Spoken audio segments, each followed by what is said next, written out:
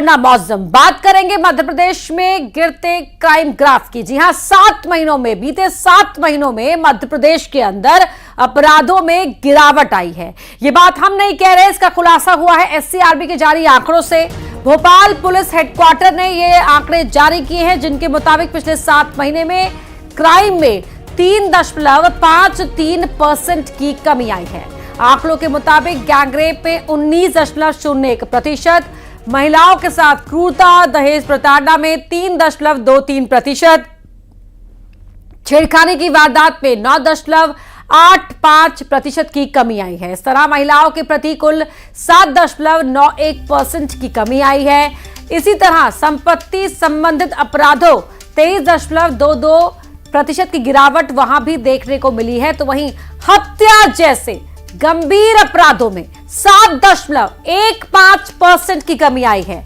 डकैती के मामलों में 51.56% की गिरावट दर्ज की गई है। तो बीते 7 महीनों में ये आंकड़े बता रहे हैं कि अपराध घटा है।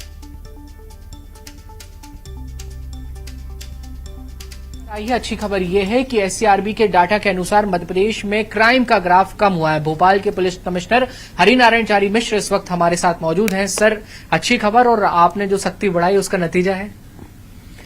मैं अगर भोपाल के संदर्भ में बात करूं तो भोपाल में लगभग 22 के मुकाबले 23 में और 23 के मुकाबले 24 को अगर आंकड़ों की बात करें तो पिछले 2-3 सालों में लगातार अपराधों में कमी आई है। अगर हम 22 के मुकाबले 23 में देखें तो हत्या जैसे अपराधों में भोपाल में 42% की कमी आई। अगर हम 307 जैसे हत्या के प्रयास जैसे मामलों की बात करें तो 30% से ज्यादा की कमी आई। इसी तरह चैन स्नैचिंग और लूट जैसे मामलों में भी कमी आई। महिला अपराधों की बात करें तो 22 के मुकाबले 23 में लगभग 11% की कमी आई, और 23 के मुकाबले 24 के 6 महीनों की बात करें तो 10% की कमी आई। लगभग आपने जो सवाल पूछा, लगभग इसी तरह के संकेत पूरे प्रदेश में भी अधिकांश जगहों पे हैं। तो मध्य प्रदेश में जिस तरह से क्राइम का ग्राफ कम हुआ है उसको लेकर भोपाल पुलिस कमिश्नर ने खुशी जाहिर की है, और उन्होंने कहा है कि जो अच्छी पुलिसिंग हुई है उसका ये नतीजा, ये परिणाम सामने आया है। वीडियो जर्नलिस्ट मनीष सिंगर के साथ न्यूज 18 के लिए भोपाल से वासु चौरे।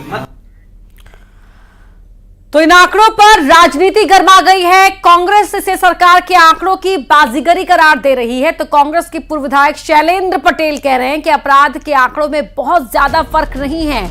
मध्य प्रदेश में पिछले दिनों चुनाव की वजह से हाई अलर्ट था, बाहर की फोर्स मध्य प्रदेश में थी, जिसकी वजह से आंकड़े थोड़े कम आए हैं। स्टेट क्राइम ब्यूरो के हैं, नेशनल क्राइम बोर्ड के तो नहीं है ना। ये तो आंकड़ों की बाजीगरी है। आप बताइए, नेहा तिवारी जी का क्राउन चोरी होता, क्या एफआईआर हुई है क्या? ऐसे कई मामले हैं कि चोरियों के, लूट के, डकैतियों तक के भी अपराध की कायम नहीं कर रहे हैं, और कहते हैं कि अपराध कम हो गया। कितना हुआ है? 3% की बात है, इसमें ढिंढोरा पीट रहे हैं। 2 महीने लोकसभा चुनाव के थे जिसमें पूरे मध्य प्रदेश हाई अलर्ट पे था, बाहर की फोर्स लगी हुई थी। आप वो 2 महीने का भी देख लें। तो ये तमाम बातें हैं, सिर्फ आंकड़ों की बाजीगरी से काम नहीं चलता। रोज हम टीवी पे देखते हैं, समाचार पत्रों में पढ़ते हैं, महिलाओं के खिलाफ अपराध बढ़ रहे हैं, और ये कह रहे हैं कि अपराध। प्रदेश बीजेपी अध्यक्ष वीडी शर्मा ने कहा है कि एमपी में डॉक्टर मोहन यादव की सरकार चुस्त है, अपराध और अपराधियों पर कार्रवाई हो रही है, इसीलिए गिरावट आई है। इनसे कह रहे हैं, भारतीय जनता पार्टी की सरकार, हमारे मुख्यमंत्री संवेदनशील और त्वरित कार्रवाई वाले मुख्यमंत्री डॉक्टर मोहन यादव के नेतृत्व में गुड गवर्नेंस के साथ जो काम हमारी सरकार कर रही है, तो ये जो आपने कहा है कि क्राइम के डाटाज में भी आज ऑन रिकॉर्ड कमी आई है, क्योंकि त्वरित कार्रवाई हो रही है। गुंडे और अपराधी बचेंगे नहीं। सुन लें। वहीं प्रदेश बीजेपी प्रवक्ता नरेंद्र सलूजा ने कांग्रेस पर हमला बोला है। लॉ एंड ऑर्डर को लेकर, बीजेपी को घेरने के लेकर सोशल मीडिया पर ट्वीट किया है कि झूठी बयानबाजी करने वाले जीतू पटवारी, उमंग सिंघार, जोबट विधायक और जिला अध्यक्ष के लड़के की करतूत पर चुप क्यों हैं। इतना ही नहीं, सवाल किया कि बड़ा मलहरा कांग्रेस विधायक के भाई की गुंडागर्दी की करतूत के सामने आने के बाद भी आप दोनों के बयान अब तक सामने क्यों नहीं आए हैं। अब आप आरोपियों पर कड़ी कार्रवाई करने और मकान पर बुलडोजर चलाने की मांग कब करेंगे।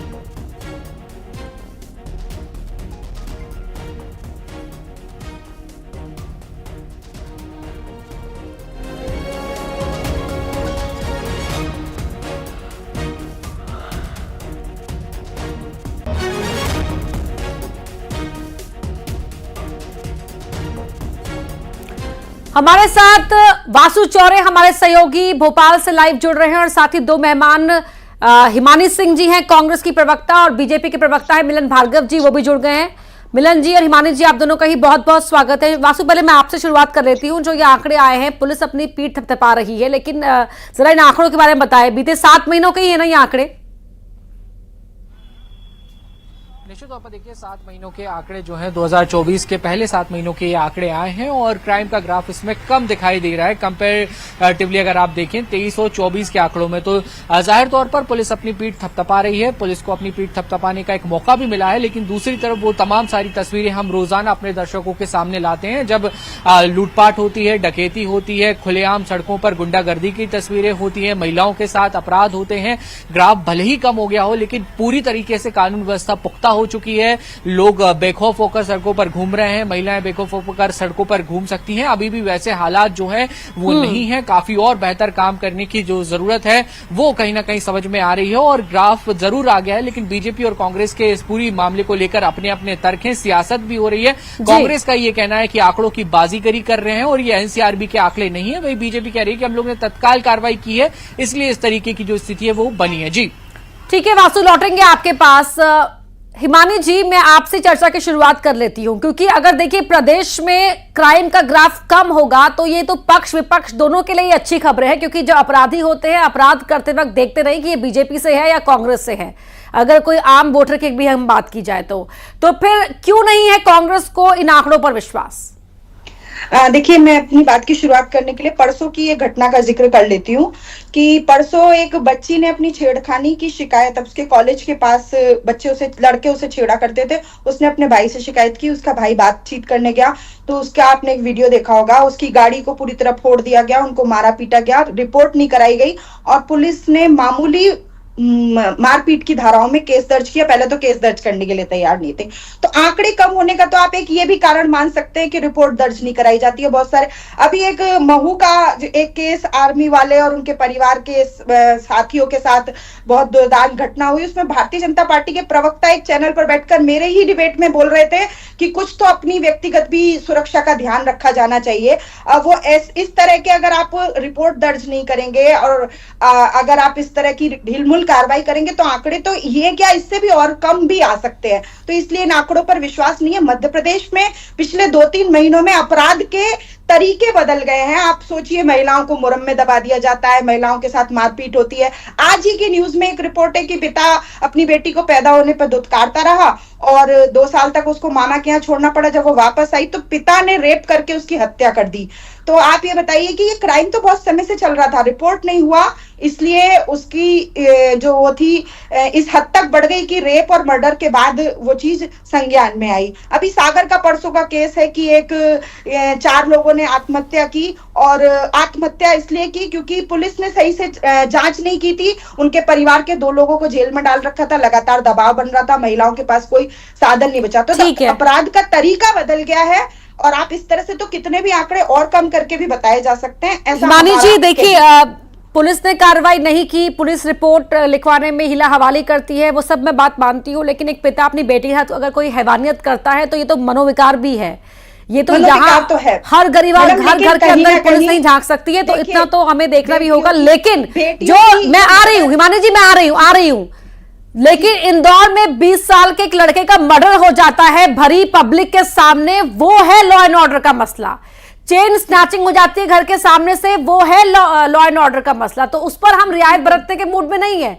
हाँ, लेकिन जो एक बाप अपनी बेटी के साथ हैवानियत करता है या भाई बहन या कोई भी, तो वो तो मनोविकार का मसला भी है। वहां तो समाज को भी हमें देखना होगा बतौर समाज के नागरिक कि हम कहाँ हैं, किस गर्त में जा रहे हैं और क्या कर रहे हैं। खैर, मिलन भार्गव जी, अब मैं आती हूं आंकड़ों पर। आंकड़े बता रहे हैं कि कम हुआ है क्राइम का ग्राफ। कांग्रेस कह रही है कि पुलिस वाले तो रिपोर्ट लिखने में ही आनाकानी करते हैं, और मैं ये कह रही हूं जिस तरह से वासु ने भी कहा कि देखिए लगातार सामने आ रही है वारदातें, तो एक क्राइम का ग्राफ कम हो गया, खुशी होने वाली बात नहीं है। हमें अभी बहुत और काम भी करना है। मिलन जी, लेकिन निश्चित रूप से काम करना बाकी है, लेकिन जिस काम के परिणाम आए उसको स्वीकार करना होगा, क्योंकि इससे प्रोत्साहित और प्रोत्साहन मिलता है पुलिस महकमे को। देखिए, जिस मुस्तैदी के साथ मध्य प्रदेश का पुलिस प्रशासन काम कर रहा है, डॉक्टर मोहन यादव जी की सरकार में 0 टॉलरेंस की नीति के आधार पर जिसमें अपराध पंजीबद्ध भी होता है, अपराधियों पर कार्रवाई भी होती है और अपराधियों के हौसलों पर बुलडोजर भी जब चलता है, तो कांग्रेस पार्टी की तरफ से आखिर विरोध क्यों होता है? अभी कांग्रेस पार्टी को ये पच नहीं रहा है कि अपराध का ग्राफ मध्य प्रदेश में कैसे कम हो रहा है। आखिर अपराधियों के साथ साठगांठ पुरानी रही है, किस प्रकार से ये लूट खसोट की राजनीति करते थे प्रदेश में और देश में। आज इनकी दुकानें क्या बंद हुई, आवाज निकलने लगी है। स्वाभाविक भी है क्योंकि इनके हाथ जो आतंकवादियों के साथ मिल गए, इनके नेता विदेशों में जाकर देश के खिलाफ षड्यंत्र जो रच रहे हैं, तो इनको अपराध में गिरते हुए तकलीफ होना स्वाभाविक है। क्योंकि जब इनकी सरकार थी तो ये आज नेता प्रतिपक्ष हैं जिन पर खुद गंभीर अपराध पंजीबद्ध हैं और चल रहे हैं। तो यही जब मंत्री थे नेता प्रतिपक्ष, तो क्या कहते थे कि मध्य प्रदेश में सबसे बड़ा माफिया कौन है? दिग्विजय सिंह जी।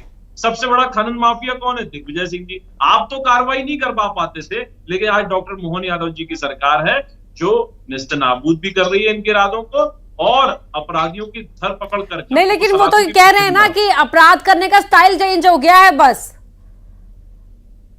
बिल्कुल स्टाइल खनन माफिया तो अभी भी उतने ही सक्रिय है, अभी भी वो बेखौफ है। बिल्कुल बिल्कुल। देखिए, हिमानी जी की बात सुन रहा था, बिल्कुल बेखौफ है। इनके विधायक तो महिलाओं के बाल खींचकर अपने बंगलों से बाहर फेंक देते हैं, एक नोटिस जारी नहीं कर पाते हैं। लेकिन एक चाय इनका नेता पिला दे दूसरे पार्टी के व्यक्ति को तो नोटिस जारी हो जाता है। इनके पीसीसी दफ्तर में महिलाओं को जूते चप्पल मारकर बाहर फेंकने की बात होती है, एक शब्द नहीं निकलता इनके नेताओं के मुंह से। और इनके नेताओं की सरकार याद करिए, दिग्विजय सिंह जी का वो कालखंड जब इनकी नेत्रियों को जिंदा जला दिया जाता था। तंदूर कांड याद करिए, क्या होता था। सरला मिश्रा जी को याद करिए, उनको ये न्याय नहीं दिला पाए। आज ये महिला अपराधों की बात करते हैं जिनका अध्यक्ष दलित महिलाओं में चाशनी खोज रहा है, जो लगातार इनका एक प्रतिस्पर्धा चल रही, कौन कितना खराब और महिलाओं से। ठीक है हिमानी सिंह जी, जवाब दीजिए।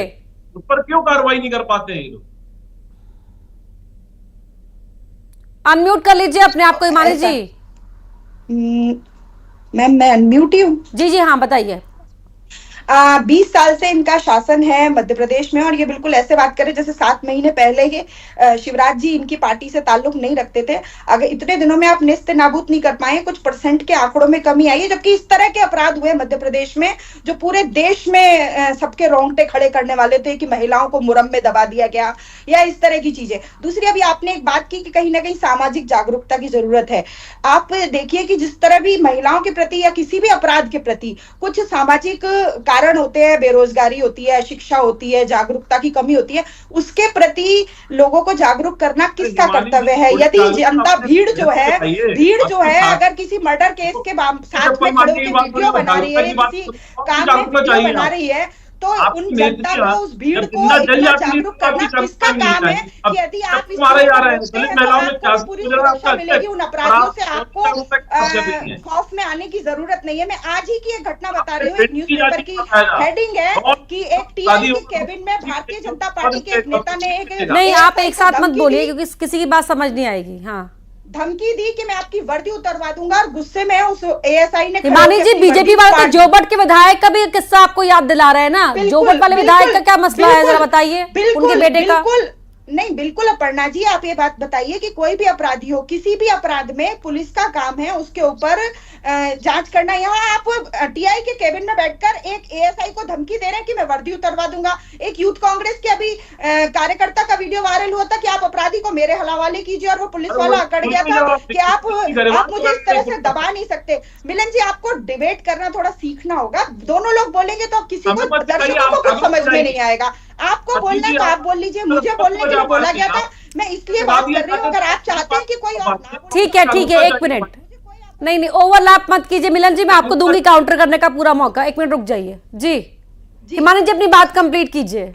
खुद भारतीय जनता पार्टी के कार्यकर्ता, आपका काम है लॉ एंड ऑर्डर स्थापित करना। अब आप सरकार में हैं और आप ये नहीं कह सकते कि पहले आपके पास 20 साल का पर्याप्त समय था, उसके बाद अगर ये परसेंट के आंकड़ों पर आप गर्व से छाती फुला के घूम रहे हैं तो ये बहुत शर्मनाक बात है। मध्य प्रदेश में अभी उज्जैन में जो एक सार्वजनिक रूप से फुटपाथ पर रेप का वीडियो सामने आया था, वो पूरे देश को झकझोरने के लिए काफी था। लेकिन ये सिर्फ बात करेंगे पुराने जो 20-20, 25-25 साल पुराने पुराने केसेस हैं उनमें क्या उन आरोपियों को सजा नहीं मिली है, चाहे वो तंदूर कांड हो चाहे वो किस, लेकिन ये बात करेंगे कलकत्ता पे, ये प्रज्वल रेवन्ना पे कभी बात नहीं करेंगे जो 3000 महिलाओं का अपराधी था। हम प्रदेश से बाहर ना जाएं, सिर्फ मध्य प्रदेश के आंकड़ों की भी बात करें तो आप ये बताइए कि अगर कमी आई है बहुत अच्छी बात है, पर अभी हमें बहुत लंबी डगर जाना है और बहुत लंबा रास्ता तय करना है। मध्य प्रदेश का जो इंटरनल ग्राफ कम हुआ है ठीक अभी है। भी देश में मिलन जी, मैं आऊंगी आपके पास। एक थोड़ा सा क्वेश्चन मैं लेना चाहती हूँ वासु से। वासु, जरा बताइए, 7 महीनों के ही आंकड़े आ गए, मतलब क्या ये 7 महीने के इंटरवल में ये आंकड़े रिलीज किए जाते हैं या इस बार पहले कर दिए गए हैं?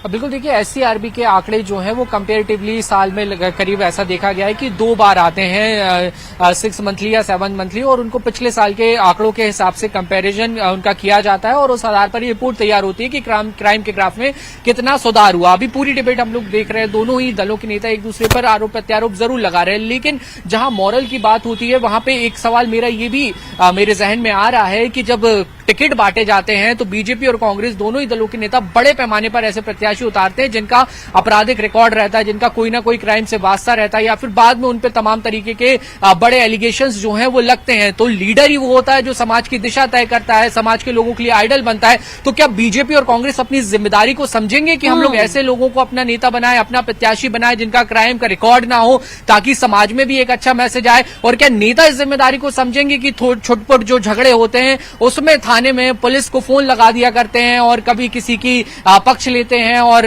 निष्पक्ष कार्रवाई को बाधित करने के भी कई तरीके के जो मामले हैं वो भी सामने आते हैं? तो क्या इसकी जिम्मेदारी लेने के लिए राजनीतिक दल तैयार हैं? बहुत बहुत महत्वपूर्ण बात यहाँ पर वासु आप कर रहे हैं कि पहला ये, जब टिकट मिलता है तो जो नेता का दबदबा समझ के टिकट मिलता है वो दबदबा नहीं, दरअसल दबंगई होता है। और दूसरा ये कि हर विधायक का या हर पदाधिकारी का थाने में फोन घुमा देना अपना जन्मसिद्ध अधिकार समझना कि पुलिस वालों को हम धमका देंगे कि कार्रवाई क्यों की। मिलन जी, मेरी एक आपत्ति है, चूंकि वासु ने ये कहा कि भारतीय जनता पार्टी में अपराधियों को टिकट दिए जाते हैं, तो मेरी थोड़ी दरख्वास्त है और थोड़ी निवेदन भी और विनती भी है, उन अपराधियों की सूची दिखाया या भारतीय जनता पार्टी नहीं दोनों सभी पार्टियों की बात करिए वासु जी। बोला और भारतीय जनता पार्टी ने कोई कार्रवाई नहीं की हो, ये नाम दिखाना, कह देना कि हम न्यूट्रल है और हम जिस प्रकार से दोनों पार्टी में न्यूट्रल दिखाने की एक छवि बनाई जा रही है, ये मतलब इसमें निवेदन है, ये ऐसे नहीं बोल देना चाहिए। आप नाम बताइए, मेरा दरख्वास्त है आपसे, कौन सा अपराधी मध्य प्रदेश में दलित चाशनी खोदी हो? कौन है जो महिलाओं को बच्चा पैदा करने की मशीन कहता हो, महिलाओं को आइटम कह देता हो? भारतीय जनता पार्टी में कतई बर्दाश्त नहीं किया जाता और ऐसे लोगों पर कार्रवाई होनी चाहिए। और आप दोनों महिला बैठी, मैं आप दोनों का सम्मान करता हूं, दोनों मेरी बहन समान है। जब इस तरह के विषयों पर चर्चा होती है तो प्रतिकार करना चाहिए, लेकिन हम राजनीति की भेंट चढ़कर हम उन विषयों में चर्चा ही नहीं कर रहे। आपकी नेत्रियों के साथ किस प्रकार का व्यवहार हो जाता है और आप आवाज नहीं उठाते, ये दुर्भाग्यपूर्ण है। ये नहीं होना चाहिए। राजनीति करिए लेकिन थोड़ी नैतिकता बचाइए, थोड़ी सैद्धांतिक रखिए। हिमानी जी, लेकिन राजनीति मुद्दों पर भी मौन हो जाए। मैं नाम बताना चाहती हूँ, तो ये कहीं ना कहीं ये भी एक अपराध। मिलन जी जो नाम पूछ रहे हैं वो मैं बताना चाहती हूँ, और वो ये भी कह रहे हैं कि आप की कांग्रेस पार्टी के अंदर महिला कार्यकर्ताओं के साथ जो होता है उस पर भी कांग्रेस आवाज क्यों उठाती है फिर? बिल्कुल बिल्कुल, मैं मिलन जी अपनी पार्टी के उन नेताओं के नाम पूछ रहे हैं जिनके खिलाफ कार्रवाई नहीं हुई हो और वो अपराध में किसी में उनका लिप्तता की आशंका रही हो। देखिए, लिप्तता है या नहीं ये तो कोर्ट का काम है, आप और हम यहाँ डिसाइड नहीं कर सकते, लेकिन मैं बताना चाहती हूँ उन्नाव के केस में अगर नाम लिप्त था तो तब तक कम से कम कार्रवाई। अरे फिर आप पहले आप खुद ही कह रहे कि बात एमपी क्यों नहीं चाहिए, आप चली गई उन्नाव जी। तो आप ये बताइए, ये बिसाहूलाल साहू उन्होंने महिलाओं के ऊपर इतनी गंदी टिप्पणी की, क्या उनके ऊपर कार्रवाई हो गई? कौन सा उनको टिकट नहीं मिला? क्या चीज में उनको किस चीज से मंत्री पद से मुक्त कर दिया गया या किस चीज में उनके ऊपर कार्रवाई नहीं हुई? तब किसने बयान दे दिया था? आप छोटी छोटी चीजों की बात करें। जो ये धार का एक केस था जिसमें जीतू पटवारी जी के ऊपर पीड़िता का नाम लिख देने पर या फोटो देने पर पहचान उजागर करने की, भारतीय जनता पार्टी के नेता लिप्त थे। अच्छा एक मिनट के वीडियो भी वायरल कर रहे हैं अपनी राजनीति चमकाने के अपराधों की बात करें तो भी बहुत लिस्ट लंबी नहीं, लेकिन अगर आंकड़े घट रहे हैं और ये आंकड़े जारी किए गए हैं स्टेट की ओर से, तो फिर आपको फिर तो ये ओन तो करना होगा ना। जब बढ़ते हैं आंकड़े तो भी विपक्ष तो हमलावर रहता ही है, जब आंकड़े कम हुए तो ओन तो करेंगे ना कि आंकड़े कम हुए। मध्य प्रदेश में इंटरनल आंकड़े हैं कि पिछली बार इतने प्रतिशत थे, उससे 3%। आज भी मध्य प्रदेश तीसरे नंबर स्तर पर पूरे देश में आता है महिला अपराधों के मामले में, उसके बारे में भी तो हमें और आपको ही कहीं ना कहीं मध्य प्रदेश का नागरिक होने के नाते सोचना पड़ेगा कि हम अभी 30 टॉप 3 में आते हैं। अभी तो ये कहा जा रहा है ना कि रास्ता लंबा है, अभी हमने एक पड़ाव ही का पार किया है, गिरावट आई है लेकिन अभी पूरी तरह से शून्य नहीं हुआ है। शैलेंद्र जी ने एक बाइट दी थी, उसमें बोला था अभी पिछले समय आचार संहिता लगी हुई थी, अतिरिक्त सुरक्षा बरती जा रही थी, तो अगर इन महीनों में आंकड़ों में कुछ कमी आ गई नहीं तो 7 महीने की बात है ना जी, तो 9 महीने पहले था ना आचार संहिता, तो सरकार बने हुए 9 महीना हो गया, क्यों लोकसभा की आचार संहिता लगी हुई थी। अच्छा ठीक है, वो आप मान रहे, ठीक है, तो इसलिए आपको लगता है कि उसकी वजह से गिरावट आई है? जी, तो उसकी वजह से अगर आंकड़ों में, तो ठीक है मिलन जी इसमें जवाब देंगे। जी मिलन जी, जरूरत नहीं है। अपर्णा जी देखिए, साधारण सा एक जवाब है मेरा।